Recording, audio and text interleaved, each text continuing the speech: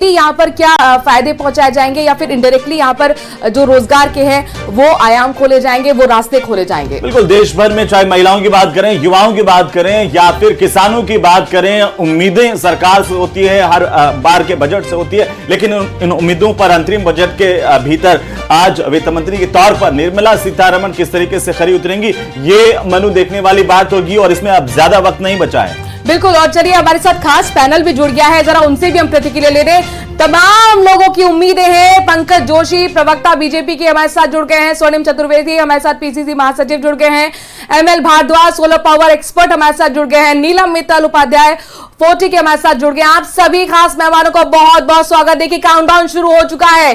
54 minute के बाद वित्त मंत्री निर्मला सीतारमण बजट पेश करने जा रही हैं। सबसे पहले पंकज जोशी आपसे ही मेरी प्रतिक्रिया रहेगी, बताइए क्या उम्मीद करें? अंतरिम बजट है लेकिन यह भी महत्वपूर्ण है, चुनावी साल है, तो क्या पूरी तरह से लोक लुभावन या फिर अर्थव्यवस्था को मजबूत करने के लिए सख्ती नजर हमें आएगी? देखिए, सबसे पहली बात बता दूं कि जयपुर जो है हमारे यहाँ जो है पतंगों का बड़ा जो है वो है, और हमारे यहाँ लगातार जो है आपने पहले बजट देखोगे, यदि आज 10 साल पहले बजट देखेंगे तो लगातार बजट ऐसे आते थे, कहीं शह और कहीं जो है खींच, क्योंकि जैसे ही बेसिकली सरकार बनती थी तो खेल शुरू हो जाती थी, और जैसे ही जो है सरकार का जो है कार्यकाल पूरा होता था तो शह शुरू हो जाती थी। ये बजट जो है लगातार होते थे, लेकिन आपने पिछले 10 सालों से देखा होगा कि जो बजट है वो बिल्कुल जो है बिल्कुल अपने सधे हुए तरीके से हैं और प्रदेश और देश को जो है आगे ले जाने के लिए तत्पर हैं।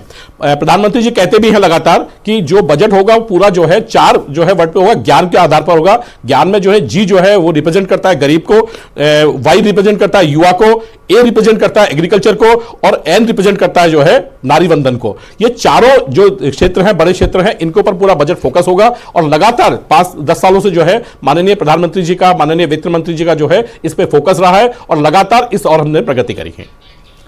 बिल्कुल पंकज जी, ये भी माना जा रहा है कि चाहे किसानों के लिए नई घोषणाएं हो, जैसे कि किसान सम्मान निधि में बढ़ोतरी की बात हो, सोलर प्लांट को लेकर के अभी प्रधानमंत्री ने योजना का शुभारंभ किया देश भर में, उसके लिए पैसे का प्रावधान हो, या फिर युवाओं और महिलाओं के लिए छूट का प्रावधान हो, इस पर हमारी नजर है। लेकिन आखिरकार ये हम लगातार कह ही रहे हैं कि ये अंतरिम बजट है, कोई बड़े पॉलिसी चेंज की अनुमति इसमें नहीं होती है, लेकिन उसके बावजूद भी देश की उम्मीदें उतनी ही होती है, हाई होती है। स्वर्णिम चतुर्वेदी, अगर आप मुझे सुन पा रहे हैं, आपका रिएक्शन क्या होगा? कितनी उम्मीदें हैं?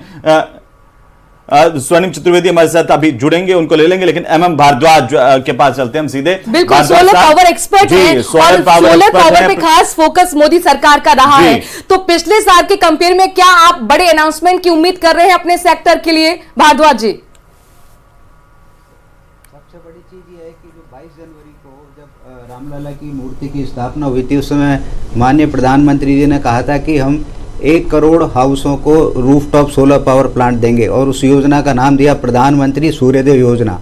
तो मुझे पूरी उम्मीद है और हम सबको पूरी उम्मीद है कि इस विषय में ज़रूर बजट का प्रावधान होगा, क्योंकि घर घर में बिजली पहुंचाना चाहते हैं, घर घर के अंदर सोलर रूफटॉप सिस्टम। अभी तक टोटल जो रूफटॉप सिस्टम लगे हुए हैं वो टोटल 2.7 गीगावाट के लगे, यानी कि 2700 मेगावाट लगा हुआ है। इसको बढ़ा करके मोदी जी का ये प्लान है कि इसको करीब करीब 55,000 मेगावाट सोलर का खाली रूफटॉप पे किया जाए। इतना बड़ा जो चेंज है, हर इसमें से 10,000 घर तो अयोध्या के लिए उन्होंने चिन्हित करने की योजना है।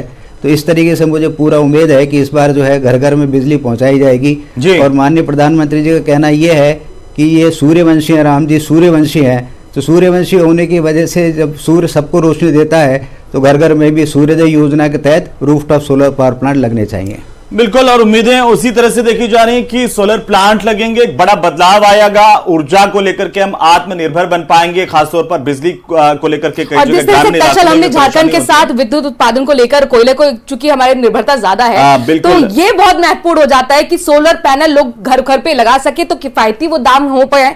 अब क्या बड़ा कदम उठाया जाएगा बजट पर, ये हमें देखना होगा। बिल्कुल देखना होगा। नीलम मित्तल हमारे साथ हैं, उपाध्यक्ष 40 की। नीलम जी, आप कैसे देख पा रही हैं इस अंतरिम बजट को? क्या उम्मीदें हो सकती है, खासतौर पर अगर हम बात करें व्यवसायियों के लिए? तो नमो नारायण। डेफिनेटली जैसे अभी इन्होंने बोला कि ज्ञान, ज्ञान में मतलब जो नारी है उनके ऊपर जो बजट का है, तो मैं एक फीमेल हूँ तो मैं फीमेल के उसी पे बात करूंगी एज ए इंडस्ट्रियल पर्सन, कि जितनी भी योजनाएं जब सरकार दे रही है, लास्ट 4 ईयर से हम डिसअपॉइंट नहीं हुए उनके बजट में, क्योंकि आम बजट में जो इंक्रीमेंट हुआ है वो इकोनॉमी को भी बूस्टअप किया है, एज वेल एज हर नारी के लिए कुछ ना कुछ बजट लेकर आता है और वो उसका बेनिफिट भी लेती है। इस बार के बजट से जो आशा है वो ये है कि जितनी भी योजनाएं अपनी सरकार लागू कर रही है, क्योंकि हम डे बाय डे इनका इम्प्लीमेंटेशन और प्रोग्रेस देख रहे हैं, तो उसमें एक जो बजट में इस बार आशा है वो ये है, कुछ ऐसे पोर्टल जो गवर्नमेंट अपने बजट में लेके आती है, आम जनता को उससे मतलब नहीं होता है, या तो व्यापारिक वर्ग में होता है या इंडस्ट्रियल पर्संस को होता है, तो उसमें पेट्रोल हो, डीजल हो या बिजली हो, या ऐसे पोर्टल जहां पे उनको उन जो ये लागू करते हैं नियम, उनकी कुछ सुविधाएं हो, तो उसमें इस बजट की बहुत ज्यादा आशा है। और जो बैंक है, बैंक में जो लोन की अगर बात करें तो उसमें कहीं ना कहीं हमें ऐसा लग रहा है कि इस बजट में सब्सिडी होने की गुंजाइश है। ठीक है, यहाँ पर पंकज जोशी आपने सुना होगा नीलम मित्तल को, वो कह रही है कि महिलाओं को बहुत ज्यादा उम्मीदें हैं। और देखिए प्रधानमंत्री की जितनी भी लाभकारी योजनाएं हैं, जो सोशल हमने योजनाएं देखी है, उसमें केंद्र में महिलाएं रही हैं, चाहे उज्ज्वला योजना आप ले लीजिए, प्रधानमंत्री आवास योजना ले लीजिए, तो और लेबर क्लास में भी एक अच्छी खासी संख्या महिलाओं की है। क्या उम्मीद करें महिलाओं के लिए आज कोई बिग अनाउंसमेंट हो सकता है अंतरिम बजट में, पंकज जोशी जी? देखिए, बिल्कुल महिलाओं के लिए लगातार कहा, यदि आप शौचालय से लेकर के लगातार, यदि आपने कहा उज्ज्वला खुद जो है योजना है, घर का बजट यदि आप 80 करोड़ लोगों को जो है मुफ्त अनाज है तो वो उनसे रिलेटेड है। जितनी भी योजनाएं, चाहे मतलब जितनी भी योजनाएं, वो कहीं ना कहीं महिलाओं को केंद्रित कर करके योजनाएं रखी गई हैं, क्योंकि वो एक तरीके से घर का जो मैनेजमेंट है, जो तरीका है, वो बहुत अच्छी तरह चला सकती है। कहीं भी आप देखिए, चाहे वो कम आय वाली हो चाहे अधिक आय वाली हो, उसका जो मैनेजमेंट होता है घर को चलाने के लिए, परिवार को चलाने के लिए, वो बेस्ट मैनेजमेंट होता है। उसको लगातार जो है प्रधानमंत्री जी ने अपने उसमें रखा भी है, फोकस में रखा है। अभी जो नीलम जी ने कहा कि बैंक लोन, देखिए बैंक लोन आज हम फाइनेंशियल इंक्लूजन के अंदर पूरे वर्ल्ड में नंबर 1 है। आपने अभी G20 देखा, G20 के अंदर जो हमसे सबसे बड़े बड़े कंट्रीज आए थे, उन्होंने भी फाइनेंशियल इंक्लूजन को देख करके, जब उन्होंने देखा कि यहां रुपे कार्ड जो है कि कोई जरूरत नहीं है, लोग कहा करते थे आज से 10 साल पहले, लोगों ने कहा कि लोग हमारे यहाँ तो पढ़े लिखे ही नहीं है, लोग कैसे जानेंगे कि जो है डिजिटल बैंकिंग क्या होती है, डिजिटल वर्किंग क्या होती है। आज आप देखिए कि जहां मैं बैठा हुआ उसके बिल्कुल सामने जो है एक बहुत बड़ी जो है वेजिटेबल मार्केट है।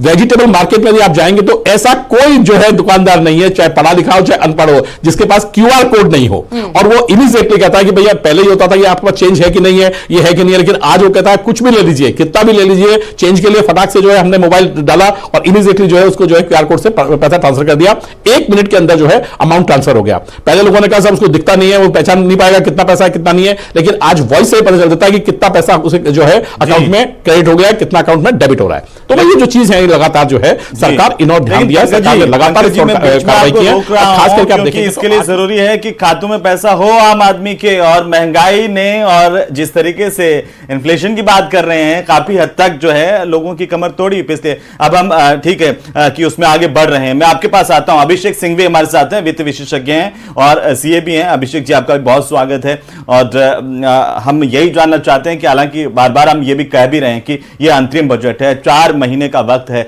बहुत ज्यादा संभावनाएं तो नहीं होती है, लेकिन आप कितनी संभावनाएं देख पा रहे हैं इस बजट को लेकर के? मैंने इसमें एक बात जोड़ना चाहूंगा, जैसे आपने कहा कि खातों में पैसा होना चाहिए डिजिटल पेमेंट के लिए, तो मैं आपके सामने एक आंकड़ा रखना चाहता हूं। 2014 के अंदर प्रधानमंत्री जन धन खातों की शुरुआत करी थी, तब जन धन खातों में 30,000 करोड़ रुपए मात्र थे। आज कोरोना के बाद भी उन खातों में पैसे कम नहीं हुए और आज उनमें लगभग 2 लाख करोड़ रुपए हैं। ये गरीबों के अंदर बढ़ते हुए स्तर को दिखाता है और उन्होंने रुपया भी संचय किया है। जहां तक इन 4 महीनों की बात है, तो 4 महीनों में बजट के अंदर बहुत कुछ प्रावधान तो नहीं हो सकते, पर ये एक बात में को लगती है कि चुनाव सामने है तो ये सरकार पेट्रोल के दामों पे जरूर कुछ ना कुछ करेगी। इनकम टैक्स के अंदर टैक्स स्लैब को बढ़ाने की तरफ कुछ ना कुछ करेगी, और जो किसान जन निधि की बात चल रही है उसके अंदर भी सरकार को कुछ ना कुछ करेगी, ताकि उसके लिए एक फील गुड का माहौल बने। फील गुड का माहौल बने, और ये बहुत जरूरी हो जाता है कि किसी भी वर्ग को निराश नहीं किया जाए कि चुनाव एकदम कह सकते हैं कि मुहाने पर हैं और 2 महीने बाद ही चुनाव होने में। ऐसे में आपसे भी जानना चाहेंगे, तमाम एक्सपर्ट हमारे साथ जुड़े हुए हैं। पंकज जोशी से हम बात कर चुके हैं, MM Bhardwaj solar power expert हमारे साथ जुड़े हैं। MM भारद्वाज जी, यहाँ पर डिजिटल पेमेंट की हम बात कर रहे थे, लेकिन अभी बीच में ये भी खबर सामने आ रही थी, हालांकि इसमें कितनी सच्चाई है ये देखना बहुत महत्वपूर्ण होगा कि कहीं टैक्स ना लगा दे। अब इसकी जवाब तो मैं पंकज जी से लूंगी, लेकिन आपसे मेरा सवाल है, सोलर पावर को लेकर हमने जो टसल देखी है, खास तौर पर क्योंकि जो ज्यादातर हमारा जो प्रोडक्शन होता है वो बिजली का, वो कोयले पर निर्भर रहता है। झारखंड के साथ भी आपने देखा किस तरह के टसल बने रहे थे। तो कितना यहाँ पर फोकस होना चाहिए सोलर पावर को बढ़ाने के लिए, और क्या आप यहाँ पर बड़े अनाउंसमेंट की उम्मीद इस बजट में कर रहे हैं? सबसे बड़ी बात यह है कि रूफटॉप सोलर पावर प्लांट जो हैं उसके अंदर एडवांटेज ये है कि इसके अंदर ट्रांसमिशन लॉस और व्हीलिंग लॉस वगैरह कुछ भी नहीं होता है, क्योंकि जिस जगह यूजर है उसी की छत पर वो बिजली बन रही है, ना इसमें थेफ्ट का डर है। तो सबसे बड़ा फायदा ये है कि जहाँ जो यूज करने वाला है उसी की छत पे ये चीज़ें लग रही हैं, तो उसके अंदर बहुत ही बड़ा एडवांटेज है, चाहे वो इंडस्ट्री हो, चाहे वो कॉमर्शियल बिल्डिंग हो, चाहे वो रेजिडेंशियल हो। लेकिन इस समय क्योंकि प्रधानमंत्री जी ने रेजिडेंस सोलर रूफटॉप पे ज़्यादा ध्यान दिया है, तो मेरा ये मानना है कि इस बजट में, क्योंकि ये अंतरिम बजट है, इंटरिम बजट है, तो बहुत बड़ी तो इसमें घोषणाएं नहीं आएंगी, लेकिन रूफटॉप जो घरों के लिए, छतों के लिए रूफटॉप है, उसके लिए ज़रूर प्रावधान किया जाएगा। अभी 3 किलोवाट की सोलर पावर प्लांट जो है रूफटॉप, उसके ऊपर 40% सब्सिडी है, और 3 किलोवाट से 10 किलोवाट जो है उसके ऊपर 20% सब्सिडी है। तो हो सकता है कि सब्सिडी लिमिट्स को भी एनहेंस किया जाए। बिल्कुल भारद्वाज साहब, आप बने रहिए हमारे साथ में, हम वापिस से आपका रुख करेंगे, लेकिन पहले हम दर्शकों को लिए चलते हैं कोटा, जहां पर हमारे सहयोगी हिमांशु हमारे साथ सीधे जुड़ रहे हैं। और हिमांशु, कितनी उम्मीदें हैं कोटा के लोगों में अंतरिम बजट को लेकर के? देखिए, सेंट्रल गवर्नमेंट का इंटरिम बजट जो है वो अब से कुछ देर बाद में सामने आने लग जाएगा, लेकिन उन सब के बीच में एजुकेशन हब कोटा, यहाँ के जो यंगस्टर्स हैं, यूथ मेरे साथ में है, वो क्या कुछ सोचते हैं और इन्हीं के बीच में इनका रिएक्शन बहुत मायने रखता है। सेंट्रल गवर्नमेंट के इंटरिम बजट से क्या उम्मीदें? जी, हमें काफ़ी उम्मीदें हैं, युवाओं को काफ़ी उम्मीदें हैं। हम ये चाहते हैं कि जो कोचिंग में बच्चा पढ़ता है उस पर जो टैक्स लगता है वो टैक्स हटा दिया जाए। हॉस्टल और फूड का अभी सुनने में आ रहा है कि जो हॉस्टल वाला फूड वगैरह वो सब प्रोवाइड कराता है उस पर भी जीएसटी लगेगा, तो ऐसी चीज़ें ना लगे। जीएसटी फ्री हो एजुकेशन, और विद्यार्थियों का हर कार्य जीएसटी फ्री हो, और artificial intelligence, robotics, 3D printing ऐसे कोर्सेज को इम्प्लीमेंट करा जाए, और ग्रामीण क्षेत्रों के विद्यार्थियों को इन कोर्सेज से जोड़ के उनको नौकरी प्रदान की जाए। जी, आप क्या कहेंगे? जी बिल्कुल, जिस प्रकार मैं बताना चाहूँगा कि ये कोटा जो है एजुकेशन के लिए हब माना जाता है, लेकिन जो हमें जानकारी मिलती है कि यहाँ पर मतलब जो कोचिंगों की फीस है वो वैसे ही ऑलरेडी बहुत ज़्यादा है, लेकिन फिर भी उनके ऊपर सरकार द्वारा टैक्स लगाया जाता है। टैक्स फ्री होगी तो डेफिनेटली स्टूडेंट्स को राहत मिलेगी, क्योंकि कश्मीर से लेकर कन्याकुमारी तक के 2 से 2.5 लाख स्टूडेंट कोटा में सालाना आते हैं। आप क्या कहेंगे? आपका नजरिया बजट में किस तरह की राहत की उम्मीद? आने वाले बजट में सरकार से हर युवा उम्मीद कर रहा है कि रोजगार के संसाधन बढ़ाए जाएं, क्योंकि विश्व में सबसे ज़्यादा युवा यही भारत देश में है, और यही युवा अगर बेरोजगार रहेंगे तो हमारा देश विकसित होने की जगह आगे बढ़ने की बजाय और पिछड़ता जा रहा है। तो युवाओं के लिए ज़्यादा से ज़्यादा रोजगार के संसाधनों को उपलब्ध। यस, आपका रिएक्शन?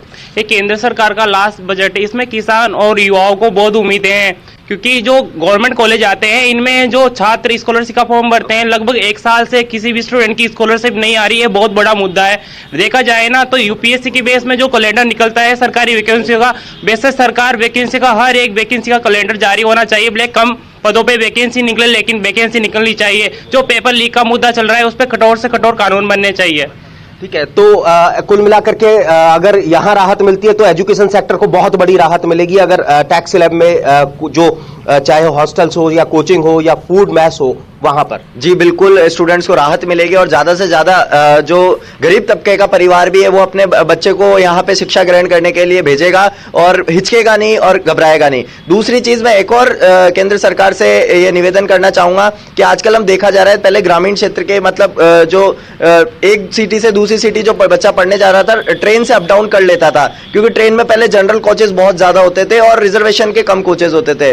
मगर कोरोना समय के बाद से हम देखा जा रहा है कि रिजर्वेशन के कोचेज बहुत ज्यादा है और जनरल के 1-8 डिब्बे ट्रेन में होते हैं, उसी में सबको भर के आना पड़ता है। तो मैं ये चाहूंगा कि टिकट फेयर जो रेलवे का है उसमें थोड़ी रियायत दी जाए छात्रों को, एवं जो जनरल कोचेज हैं आसपास के इंटरलिंकिंग की सिटीज के, वो बढ़ाया जाए। बिल्कुल, कनेक्टिविटी बेहतर करने की यहाँ पर मांग है। तो कोटा के लोगों को देखिए एजुकेशनल हब कहा जाता है, बेहतरीन यहाँ पर एडवाइस निकलकर युवाओं की तरफ से सामने आ रही है।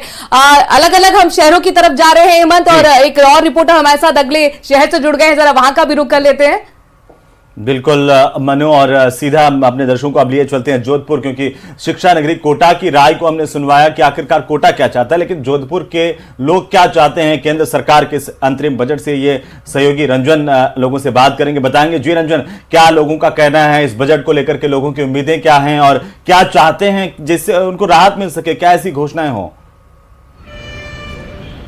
जी, सीधी आप ही की बात को आगे ले जाते हुए जो मेरे साथ में लोग जुड़े हैं उनसे पूछेंगे बजट को लेकर के क्या कुछ जोधपुर की जनता उम्मीद रखती है। जोधपुर के मैं तो कह रहा हूँ कि गैस और तेल के दाम में कमी हो तो बहुत अच्छा मेरा सुझाव है। वैसे निश्चित रूप से कमी की उम्मीद है।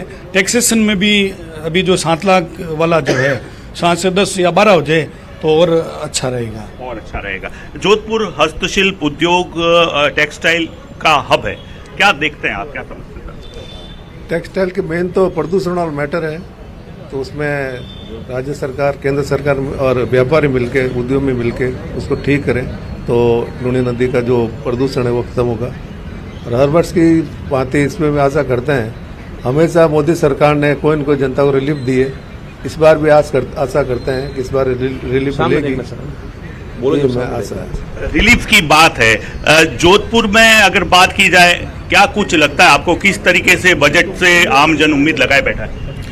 पिछली बार मोदी सरकार ने मिडिल क्लास को बहुत बड़ी राहत इनकम टैक्स में दी थी। 7 लाख रुपए तक का, 7 लाख तक का उन्होंने बिना टैक्स लगाए किया था। ऐसी उम्मीद अभी भी है कि भारत सरकार मिडिल क्लास को राहत देते हुए कम से कम 12 लाख से लेकर 15 लाख तक टैक्स फ्री इनकम करेगी। और जो सर्विस क्लास है उनको स्टैंडर्ड डिडक्शन में 1.5 लाख तक करेंगी। हाउस लोन में जो उम्मीद है वो भी उसको बढ़ाने का विचार चल रहा है। ऐसी हमारी उम्मीद भारत सरकार से है। देखिए, वित्त को लेकर के लगातार बात की जा रही है। आम जन रंजन, जाहिर तौर पर आप हमारे साथ बने रहिए, तमाम लोगों की राय हम तक पहुंचा रहे हैं। कोटा से हिमांशु भी हमारे संवाददाता बने हुए हैं, अलग अलग शहरों में हम जा रहे हैं, वहां की जनता की राय अपने दर्शकों तक पहुंचा रहे हैं कि आखिरकार कितनी उम्मीदें, लगातार उत्साह बना हुआ है, काउंटडाउन शुरू हो चुका है। अपने दर्शकों को बता दें कि मोदी सरकार के अंतिम बजट पर बीजेपी के पूर्व प्रदेश अध्यक्ष सतीश पूनिया ने कहा कि इस बार स्वाभिमान से जुड़ा बजट रहेगा। लगातार केंद्र सरकार का बजट सर्वसमावेशी रहा। के पूर्व प्रदेशाध्यक्ष और दिग्गज नेता, कद्दावर नेता के रूप में डॉक्टर सतीश पूनिया आज जोधपुर में बात करते हैं। सबसे पहले तो आज बजट आने वाला है, केंद्रीय बजट है, क्या कुछ अपेक्षाएं, क्या कुछ राजस्थान के संदर्भ में? देखिए, 10 वर्षों में जितने बजट अभी तक आए हैं वो जन आकांक्षाओं के हैं और बहुत ही संतुलित तरीके से, जिसमें हर तबके को, हर वर्ग को छुआ है। और सरकार की उदात्त भावना यही है कि हम सर्वस्पर्शी और सर्वव्यापी ये काम इस कमिटमेंट के, संकल्प के और प्रतिबद्धता के साथ करें। मुझे लगता है क्योंकि अब चुनाव हैं और बहुत सारी ऐसी चीजें हैं कि जिसमें आने वाली सरकार जो एक बहुमत के साथ आती है उसका अपना एक विजन होता है। देखिए पूनिया साहब, विगत सरकार की बात करूं प्रदेश की, तब जिस तरीके की लोगों ने कहा कि जुमलेबाजी है, चुनाव आ रहे हैं इसलिए कह रहे हैं, तो इस बार भी चुनाव है, केंद्र के चुनाव है, क्या लगता है किस तरह का रहने वाला है? मुझे लगता है कि जो अर्थनीति है और सरकार की जो नीति है उसमें कहीं असंतुलन नहीं है। मोदी जी की सरकार ने जितने बजट पेश किए, जितनी नीतियां हैं, उसमें आप धरातल से लेकर, कागज से लेकर धरातल तक उसकी क्रियान्विति भी देखते हैं और सहूलियतें भी देखते हैं। इसलिए मुझे लगता है कि इस बार का जो बजट होगा वो निश्चित रूप से समाज के हर तबके को छूने वाला होगा और उनकी सहूलियत का होगा। तो लगातार मनु, अपने दर्शकों को हम बताते रहेंगे। आखिरकार बजट जब निर्मला सीतारमण पेश करेंगी तब हम सीधा संसद भी ले चलेंगे और दिखाएंगे सबसे पहले, सबसे तेज कि आखिरकार क्या कुछ बड़ी घोषणाएं की जा रही है, अंतरिम बजट में क्या कुछ खास है। लेकिन फिलहाल वक्त है छोटे से ब्रेक का, जल्द लौटते हैं।